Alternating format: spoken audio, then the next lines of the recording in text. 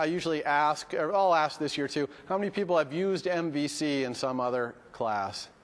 See, so it's half of you. So I'll be teaching MVC as if you don't know it. So if you don't know it, don't worry. But MVC is a way of designing your application so that it's a little more debuggable, reusable, understandable to you and to anyone reading your code. And iOS was designed with MVC from the start. So it's just an integral part to building iOS. Now, I'm going to do the demo today and on Wednesday. I'm kind of not going to follow MVC, but then next Monday, we're going to apply MVC to the demo I'm doing today and Wednesday, so you're going to get the full MVC treatment there. And I'll be having some slides on MVC on Wednesday to prepare you for next Monday. Okay? All right, so here's the demo. The demo I'm going to do is something I actually did a few years ago that really works well with Swift, which is a calculator. So we're going to build this calculator, and we're going to build it from scratch all the way. And I like to do my demos where I only type in stuff. I don't copy and paste big chunks of code in or whatever. I know I see a lot of laptops open. A lot of people like to try and follow along with me. I'm a fast typer, but usually in most demos you can keep up if you want. I don't recommend it necessarily, or certainly I don't require it. I'm going to, you'll be able to go back and watch this particular demo on video. Even Stanford people will be able to do that, because your first assignment is going to be to reproduce what I do. Okay, that is 90% of your first assignment. Reproduce what I'm going to do today and on Wednesday.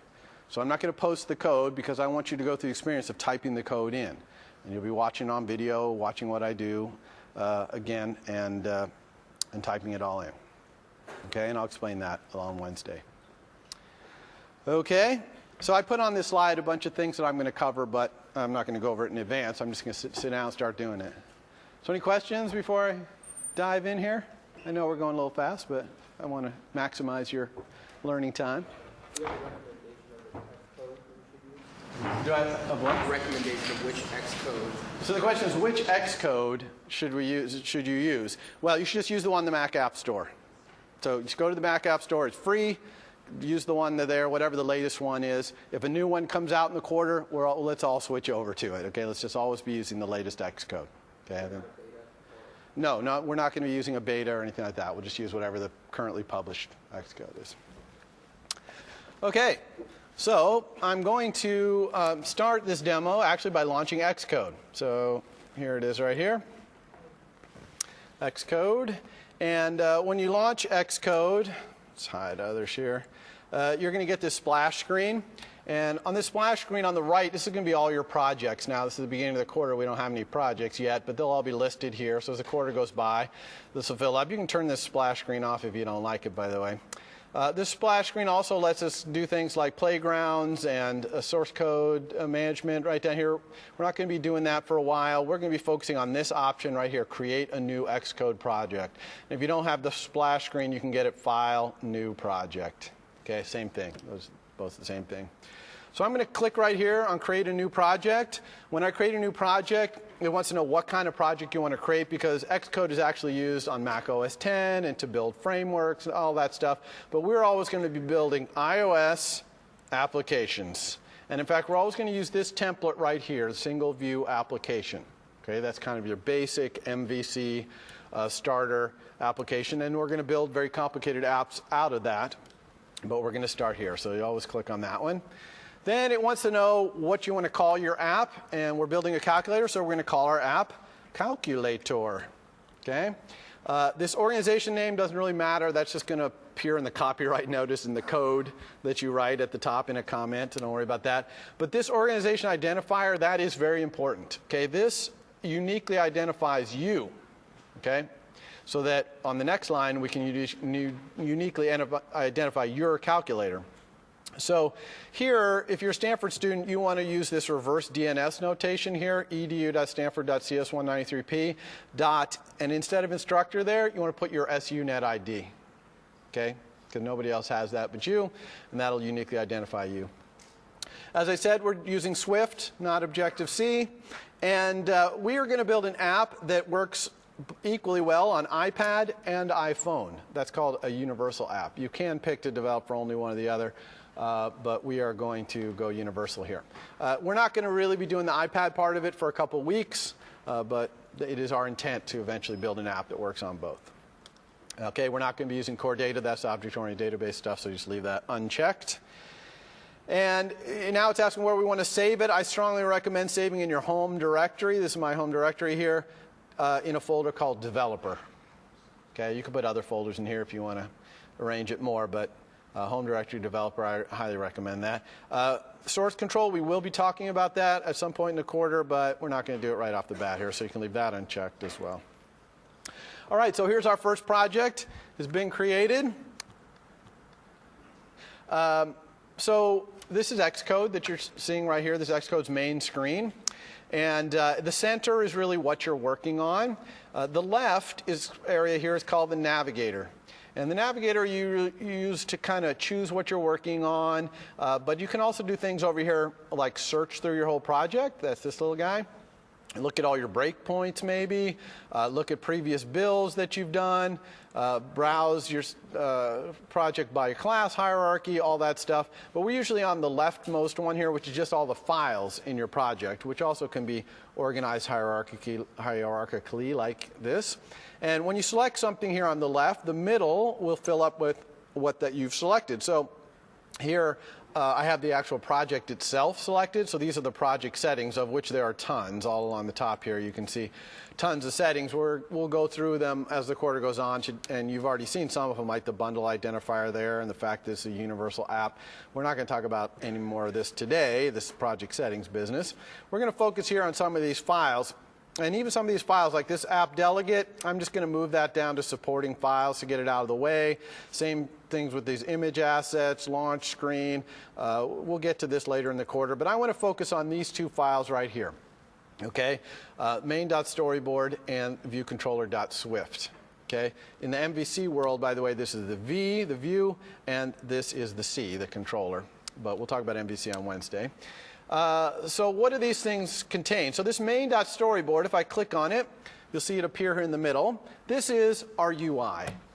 Okay, this is our user interface. So for a calculator, this is going to be a little display that shows the number we're working on or whatever at the top, and lots of buttons down here, number buttons, times, times, divide, plus, minus, square root. That's all going to be here. So we're going to build this entire user interface purely graphically.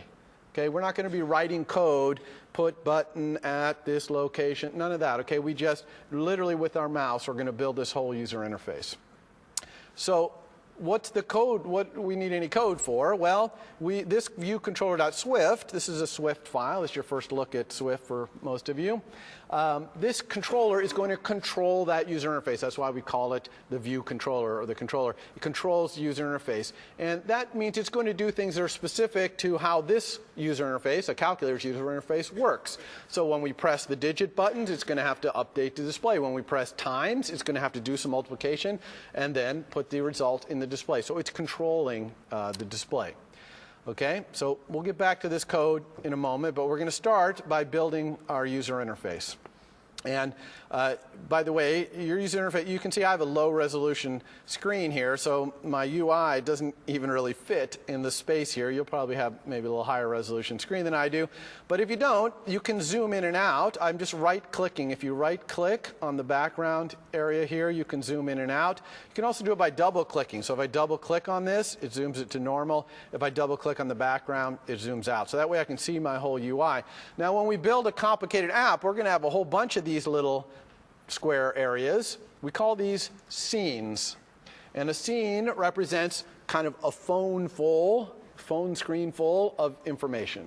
Okay? And as you've used many iOS applications, you know that you transition from one screen to another as the user goes through the app.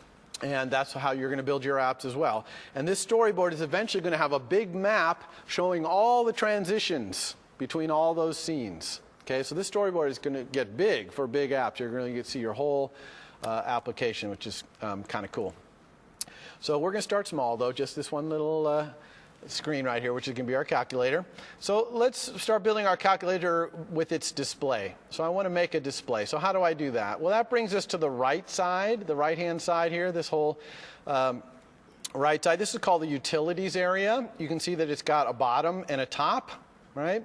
We want to go into the bottom, and on the third tab right here, which is called the object library, you'll see that there's tons and tons of objects in here, okay? Dozens of these things, and we're going to get to a lot of these by the end of the quarter. But these are the things you build your user interface out of. So kind of towards the top, not all the way at the top, but towards the top, you'll start seeing things like buttons and text fields and things like that. Well, this is what we need, obviously, to build our display here, is some sort of text field. And there's a couple of them here. This one called label, is static text, you see? And this one, text field, is editable text. In other words, you could touch on this one, and the little keyboard would slide up from the bottom, and you could type in it. So the calculator, you can't really touch on the screen and start typing, so we want this static text. So I'm just going to pick this up with the mouse and drag it out. Now, when I drag it out into my UI, you're going to see a lot of little blue dashed lines appearing. You see these? These are helping me put this in the right place. So I could put it right in the center, for example, of my view. I could put it up in a corner up here, which is what I'm going to do. Okay? You always want your things that you put in your UI, as much as humanly possible, to be on one of these dashed blue lines. And you'll understand why in a couple weeks when we start talking about auto layout. I'm going to do a little auto layout right here just to kind of give you a feel for it. But those dashed blue lines are going to be your best friend when it comes to building your user interface, and you'll quickly see why that is. Once you drag something out like this, these little things around it that show it's selected, right? They also are little resize handles, so you can grab them and resize them. When you resize, it also puts those dashed blue lines out there, okay? So you definitely want to, even when you're resizing, get those things lining up. You can also manipulate it directly. Just double-click on it. Like a calculator probably doesn't want to come up. This is going to be the initial state of this. It doesn't want to come up saying label. It probably wants 0 or something like that in its display. There's also things you want to set about this, though, or anything you drag in your UI, that you just can't direct manipulate. And that's what the top half of this utilities windows is for. Okay, so if you look at the top half here, there's a bunch of tabs across the top, including something like this, the size inspector for setting the size of this thing. And this tab right here, really important, this is the attributes inspector. And this is an object-oriented inspector. Depending on what you have selected, you'll have different user interface here in the top. And this lets you edit attributes about what's selected. So, for example, a calculator, the 0 doesn't really want to be on the left, right? Calculators, the numbers are on the right, and they kind of grow out from the right. And so we can easily fix that with this alignment thing right here. So I'm going to click this, and you see the 0 moves over to the right. And maybe I want a bigger font. You see the font right here. I can click on this, pick different fonts. I'm going to just move it up to like 32 point. It's a nice big font. You can notice it kind of cuts off. I made it so big that it's too small, so I can always just resize this larger to make that fit. So this is how we build our user interface. It's very direct manipulation and very object-oriented, as you'll start to see when we have different kinds of objects. So let's actually run this application. Okay, we haven't built any calculator-ness about it, but we have this one field. Let's run it and see what it looks like. So how do you run things? Well, you see right here where it says iPhone 6. This actually is a selector that lets you say where you want to run your application. So you can see you can run it on an iOS device if you have one connected. I don't have one connected currently, but you can do that. And we'll talk in a Friday section probably in a week or two about how to get your devices hooked up. But also there's these plethora of simulators here. iPhone 6, 6 Plus, iPhone 5, iPhone 4S, iPad Airs.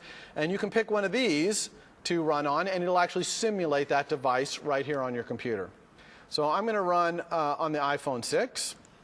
Okay, I'm just going to hit play. You see this play button right here? That's how you simulate. So play. Now it's launching a simulator. It's a separate process, and it's going to run our app in there, and there it is. Now you might say, "What big white square? That's not so good." And the reason this is so big is because the iPhone 6 has a very high resolution display on it. Okay, the Retina display, and it's way higher resolution than my computer. Okay, so I actually have to scroll around. See, there's the top of it.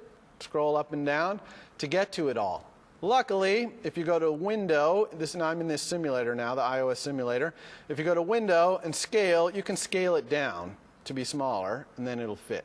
Okay, so if you have a low resolution screen, you're definitely going to want to use Window Scale. Command 3 right there is another way to do it. Okay, so here's our UI, but it doesn't look too good. Okay, because where's this? We put this 0 in there, and it just never showed up. What did we do wrong? Well, we didn't really do anything wrong, and that 0 is actually there. It's just here. Let me line up these UIs. This is not necessarily exactly the same scale, but it's approximately the same scale. You can see that the 0 is actually off screen.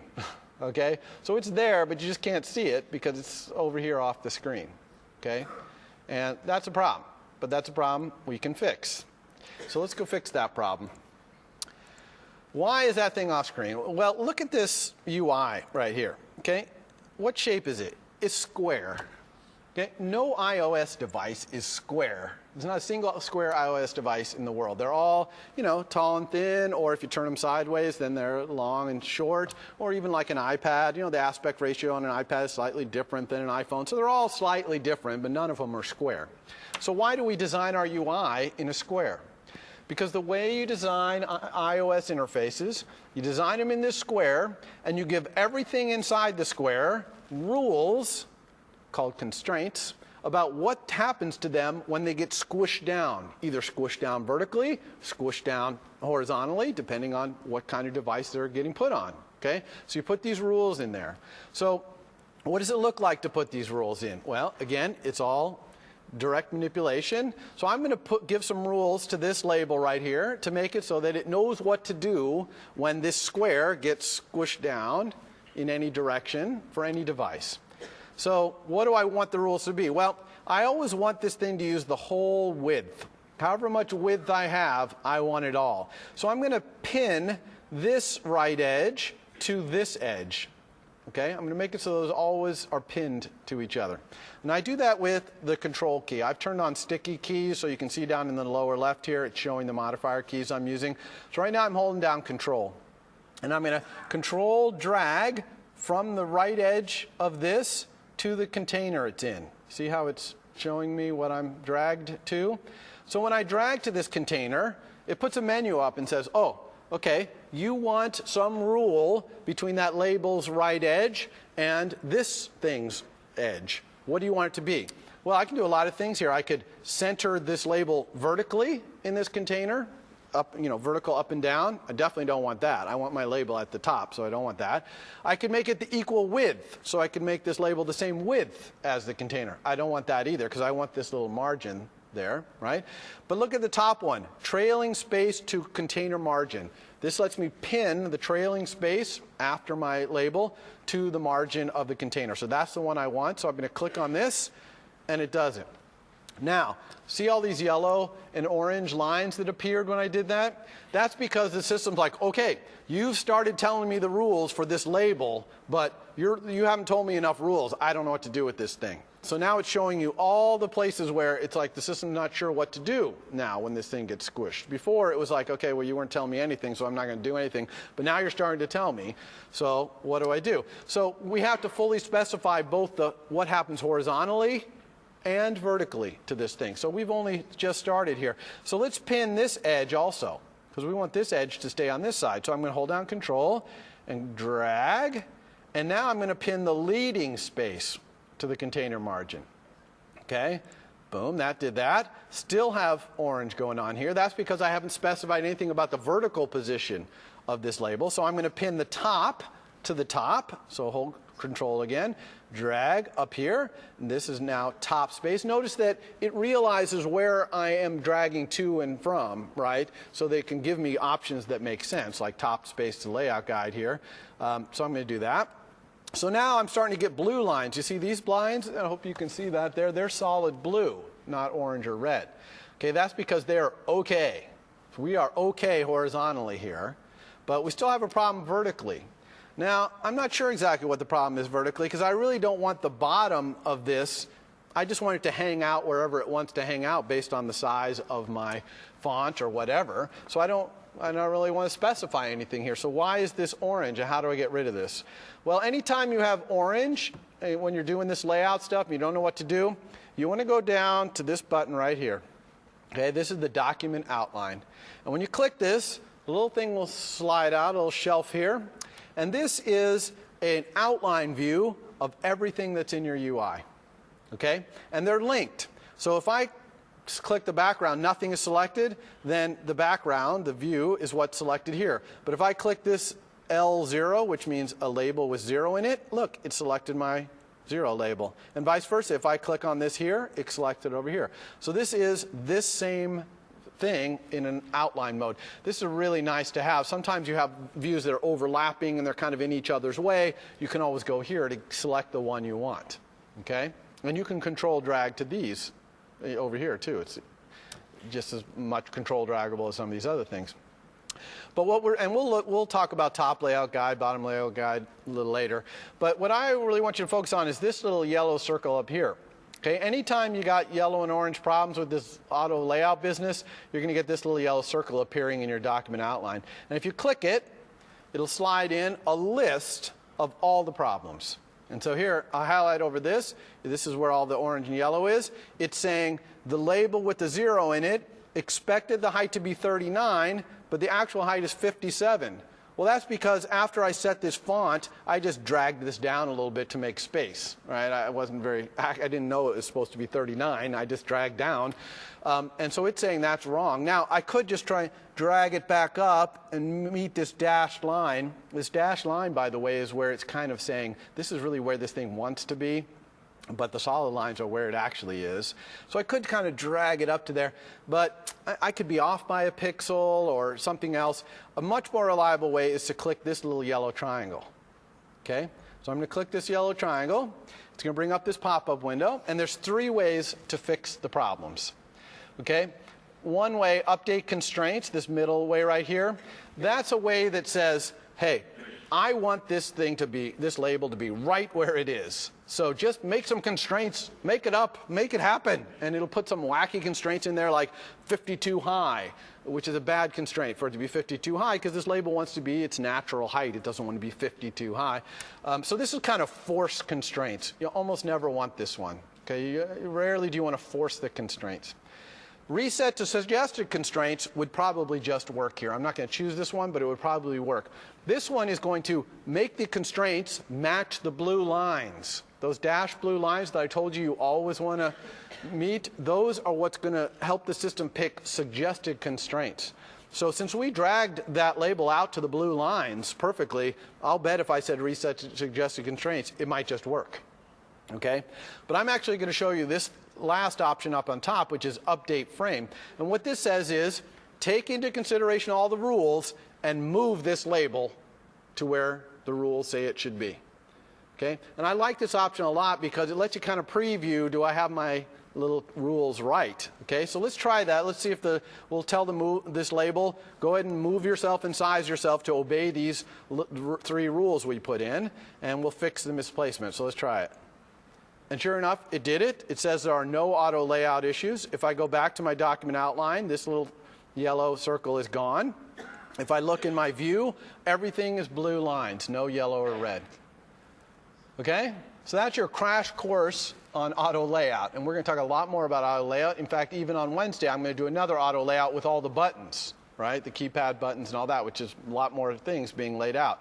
But let's see if this fixes our problem. Let's go ahead and run our application again. So I'm just hitting that play button. Here, we got our 0 this time. You see how it pinned this 0 to that edge?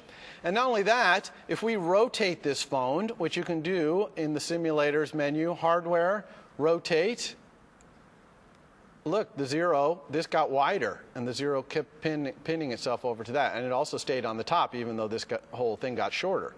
Okay, and if I rotate back, the 0 stays there. Question? So what did it do at the bottom then? Like what did the actual update frame end up doing? What did the update frame in the document outline do? Yeah. It moved this bottom edge up. You see, this is only 39 pixels high now. It was 52. So yeah, it just moved it up.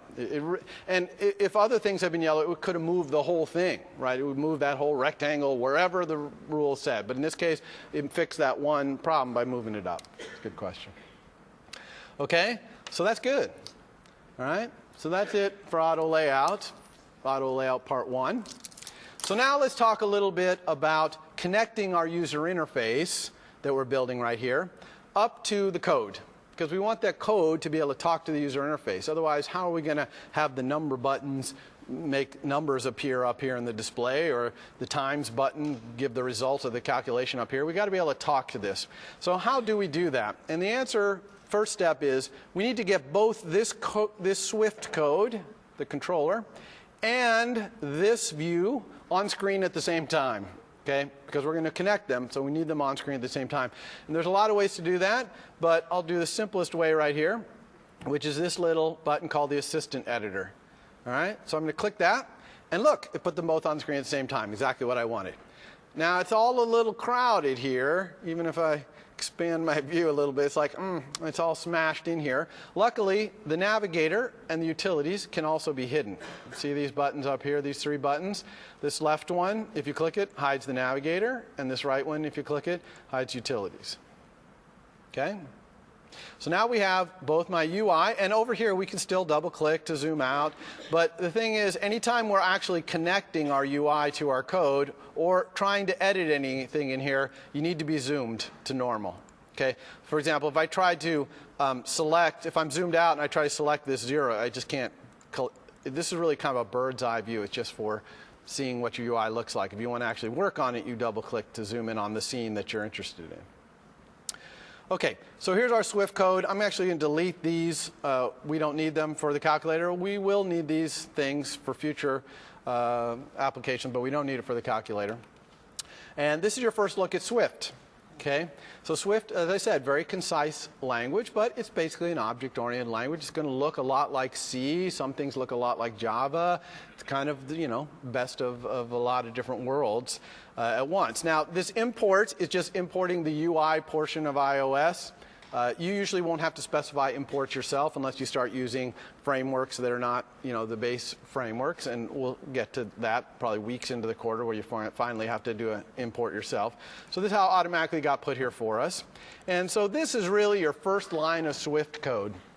Okay? Appropriately, it's a definition of a class, because Swift is fundamentally object-oriented, and here we're defining a class. So what does the syntax look like to define a class?